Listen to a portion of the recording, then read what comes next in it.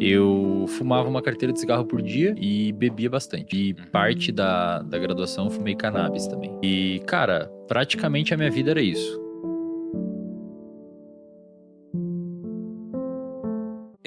Você deixou pra trás a bebida, a farra, bebedeira Cigarro. e cigarro, e você conseguiu se viciar em ler e estudar, é isso mesmo? Isso mesmo, cara.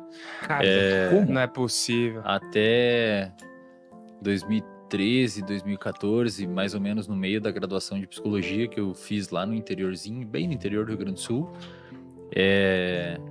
Numa cidade de 60 mil habitantes, eu acho. Eu fiz a minha graduação. Eu fumava uma carteira de cigarro por dia e bebia bastante. E parte da graduação eu fumei cannabis também. E, cara, praticamente a minha vida era isso. Era fazer uso do álcool com função realmente de embriaguez, que seja em festa, final de semana com os amigos, etc. Eu era muito sedentário, um leve sobrepeso, até que um dia eu já ficava... Eu tinha esses hábitos, né? Não estudava, não dava muita bola para essas paradas, achava que todo mundo era errado e todo mundo era burro, só eu entendia das coisas e não sei o quê. Um perfil até relativamente comum de acadêmicos, né? Até que uma vez, cara, eu fui descer do ônibus para ir para casa e eu tinha que andar umas 2 quadras. E eu cheguei em casa muito ofegante, não tinha subido. Aí eu pensei, caramba, cara, eu não consegui andar 2 quadras sem ficar ofegante. E isso acabou me gerando um alerta. Pô, mas, sei lá, se eu tenho que correr de um ladrão, se eu tenho que... Não tenho nem condicionamento minimamente para sobreviver numa, sei lá, na selva. Se fosse um antepassado, eu seria excluído pela seleção natural das espécies. E ali eu comecei a ficar um pouco incomodado. Normalmente, Thiago, a mudança de hábito, as pessoas muitas vezes perguntam, pô, qual que foi a virada de chave? O que você fez ali que virou sua chave? Eu sempre falo que mudança de hábito, ela é uma coisa gradual. Você começa a mudar um hábito quando você começa a se incomodar com aquele comportamento, mesmo você continuando executando aquele comportamento outras vezes, até que em algum momento você tem, de fato, uma configuração contextual que faça você alterar o seu comportamento, mas não é uma virada de chave. Muita gente acha que é uma virada de chave, por isso começa a academia e uma dieta na segunda-feira e quinta-feira já não consegue mais manter, porque não é uma virada de chave e não dá para tratar como uma virada de chave. A virada de chave ela é muito lenta e começou aí. Lá atrás, quando eu começava a ficar incomodado com isso, mas continuava bebendo, continuava fumando, continuava não sei o quê. Não estudava nada, não pensava em futuro e nada disso. Aí eu comecei acompanhar muitas pessoas que praticavam corrida. E eu comecei a me arriscar na corrida. Então, comecei a correr bem gradualmente, dava uma corridinha, caminhava, corridinha barra caminhar. Tipo, corria assim, 1 quadra, caminhava 2, corria 1, caminhava 2. Sempre no mesmo percurso. Até que chegou um momento eu comecei a correr o percurso inteiro, porque eu fui ganhando uma resistência cardiovascular, cardiorrespiratória. E quando eu comecei a ganhar essa resistência cardiorrespiratória, ou seja, eu comecei a formar ali o hábito da corrida, eu continuava fumando cigarro aos finais de semana e dia de semana, mas já havia diminuído um pouco. Até que em algum momento eu queria começar a pensar em construir uma estrutura de corrida para competir a nível amador mesmo, para tentar finalizar uma provinha de rua qualquer. E o cigarro estava me atrapalhando. Então, eu sempre falo para a galera que quando você quer formar um hábito bom, quando você quer destruir um hábito ruim, é interessante você criar um bom que tenha uma competição com esse outro. Então, por exemplo, o cigarro começou a atrapalhar a minha evolução na corrida. Então, eu comecei a ficar puto de fumar. Falei, pô, não acredito, cara. Porque antes fumar cigarro pra mim tinha uma função. Uma função social, os meus amigos fumavam, então na hora do café a gente fumava, na hora do intervalo da aula a gente fumava, trocava uma ideia.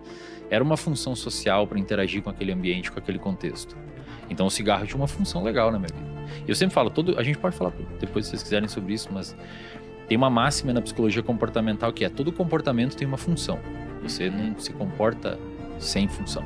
Você tem uma função, tudo tem uma função. E o cigarro tinha essa função. E depois de um tempo que eu comecei a correr, o cigarro começou a ter uma função pejorativa dentro do meu repertório comportamental, que era atrapalhar minha corrida. Então, mesmo eu perpetuando aquele comportamento de fumar por conta de circuitos cerebrais que haviam sido formados pelo próprio poder aditivo da nicotina, eu começava a ficar irritado de fumar. É mais ou menos quem desliza na dieta feio no final de semana e fica triste depois. Você desliza na dieta por conta do seu comportamento ser condicionado para aquilo muitas vezes, ou pela disponibilidade do alimento, ou pela sua história de interação com o alimento, etc. Mas você fica triste muitas vezes depois. E a corrida começou a deixar o hábito do cigarro cada vez mais desinteressante para mim. Até que um momento eu comecei a fumar só no final de semana, até que outro momento eu comecei a fumar só quando eu via 1 ou 2 amigos, até que um momento eu percebi, cara, eu sempre tô fumando quando eu saio com aquela galera. É sempre quando eu saio com aquela galera que dá vontade de fumar. Então eu parei de sair com aquela galera. E hoje a gente sabe que o vício, de uma maneira geral, é extraordinariamente contextual. Muito. Tanto é que a internação, que seria o passo mais extremo de um tratamento com um adicto, é nada mais, nada menos do que remover o sujeito do contexto e evitar contato com ambientes onde ele usava droga. Então, hoje a gente tem isso muito claro nos estudos de neurociência, que vício, de uma maneira geral, é muito contextual. Se você quer parar de beber, não vá ao bar, não saia com as pessoas que você sempre bebeu.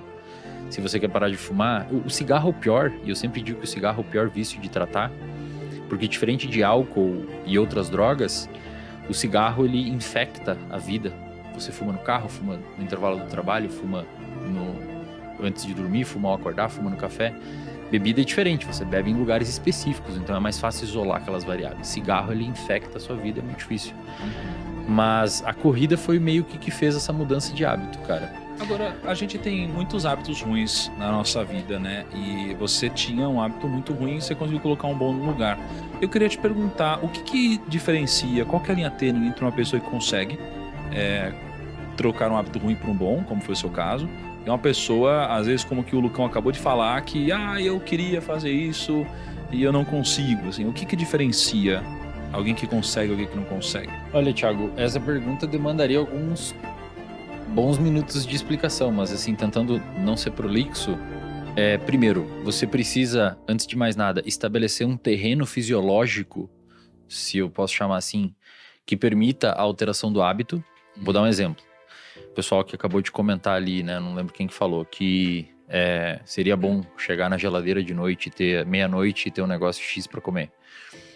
A primeira coisa que você tem que fazer para tentar ter uma alteração comportamental a nível habitual significativa é ter ciclo circadiano regulado.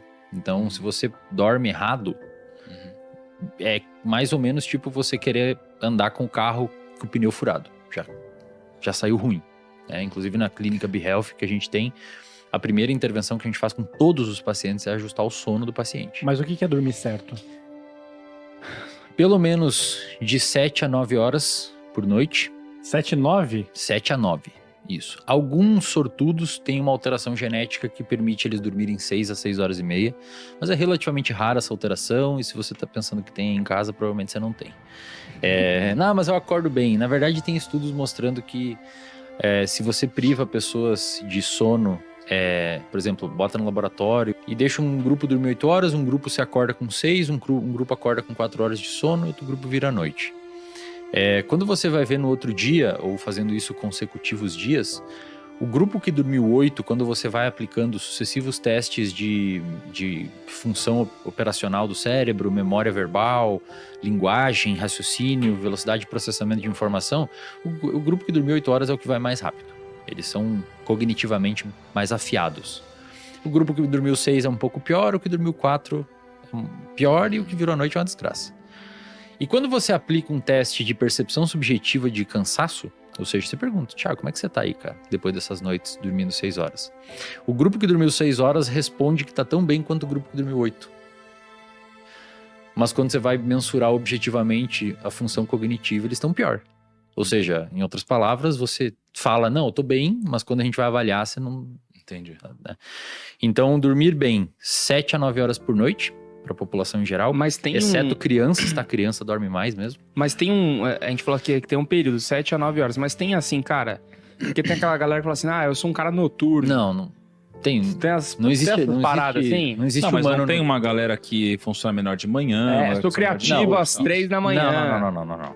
É o Batman. Batman. É o Trabalha à Batman. noite. Cara, não existe animal, o ser humano não é noturno. Alguém enxerga no escuro aqui? Enxerga. A gente não é noturno. Mas não tem aquele negócio, tipo, Tem, eu trabalho tem os- melhor de manhã. Tem os cronotipos. Tem os cronotipos. Então O que é tá. isso? Mais ou menos 50% é a divisão de matutino e vespertino. Matutino é tipo eu durmo 9h40 da noite e 9h40, 10 horas da noite eu durmo e acordo 5h30, 6 horas. Naturalmente, se deixar, meu cronotipo é assim. E outras pessoas são vespertinas. Tendem a dormir 10h30, 11, 11h30 e acordar 8, 8h30. Mais que isso não existe. Então o sono é um pilar fundamental. O segundo ponto é, e talvez mais importante, que difere as duas pessoas, quem consegue e quem não consegue mudar um hábito, é o ambiente onde essa pessoa vive, cara. Não tem como. É inegociável. Se você vive em meio a pessoas que bebe, fuma, não sei o que e tal, vai ser muito... Você pode até conseguir, tá? Não é 8 ou 80, você pode até conseguir. Mas vai ser muito menos provável você conseguir ter uma alteração significativa de hábito se você vive em meio e a um contexto de pessoas que têm aqueles hábitos ruins, do que se você viver em meio a um contexto de pessoas que nutrem outros tipos de hábitos. Então, se você quer alterar um hábito, você deveria se preocupar em andar e conviver com pessoas que tenham os hábitos que você busca. E também, né, vale ressaltar, alterar hábito é uma coisa que a gente fala como se valesse para todos os hábitos. Mas hábitos, tem hábitos e hábitos. Por exemplo, tem até um estudo de uma pesquisadora que tentou quantificar quanto tempo a gente demora para formar um hábito. Tem a história dos 21 dias, não sei se vocês já ouviram, né? Uhum. Que não tem essa... Não... São 66, não é? Média de 66 dias para formar um hábito, só que é uma média que varia de 14 dias a quase 300. E assim, Thiago, os hábitos são distintos nesse estudo de 66 dias, cara. Por exemplo, ela tinha o hábito da pessoa beber mais água, tinha o hábito de comer uma fruta e de fazer exercício. Tá. O que ela viu? O hábito de beber mais água foi o mais rápido a ser formado, em média, nas pessoas. Porque é mais fácil. Uhum. Você deixa a garrafa aqui no seu lado. É diferente de você ter que ir à academia, que envolve interação social, envolve deslocamento, envolve abrir mão de um tempo da sua vida para fazer aquilo. Problema de interação social mesmo. Mas às vezes a pessoa demora para formar o hábito porque tem essas barreiras para vencer. Então, hábitos mais simples são mais simples, hábitos mais fáceis são mais fáceis de formar, e hábitos que envolvam um complexo muito grande acabam demorando mais.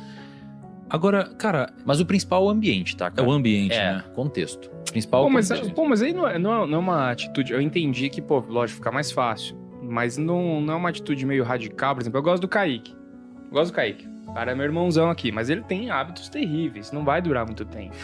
Mas eu quero continuar falando com ele, entendeu? Eu quero Mas você não continuar. precisa parar de falar com ele, Então, mas você cara. falou que você largou seus brother aí, por exemplo. Não, eu não larguei cara, meus brothers. Eu só falava assim, cara, eu não vou final de semana aí, pelo menos não nesse, eu vou um a cada 3. Entendi. Ah, dá uma reduzida Entendi, significativa. dá uma reduzida. E, cara, é meio que o Cara, mundo... eu já, não é que não eu já dá. abandonei. É tipo quando já, você vai ó. investir, por exemplo, você vai Vou- investir vou- dinheiro, você não deixa de gastar É em que o outro Lucão lugar. tem uns brothers de 20 anos. Eu já abandonei a galera e hoje não faz falta nenhuma. Exato. Ah, Aí, É, acabou. é que o que isso. o Wesley tá falando, não é que assim, ó, se você não mudar de ambiente, você não consegue mudar o hábito. O que ele tá falando assim, É mais se você difícil. não mudar de ambiente, É. vai ser mais difícil disso É. acontecer. Então, o seu esforço vai ter que ser muito maior, Exato. né, É de isso aí. fato. Realmente, imagina, tá todo mundo te oferecendo uma comida e você tem que dizer não. Cara, Caraca. aí te pega mas- num dia que você dormiu mal, tá estressado, e Isso. fala, só hoje. Só amigo porque maconheiro. Você tem que escolher. Se você tem, vamos pegar 100% aqui do seu ambiente, família, trabalho e amigos. Família, você não vai conseguir excluir a sua família, então você tem que excluir os outros dois pra você conseguir. Complexo, É um jogo, É. cara. É um jogo de alterações. Agora-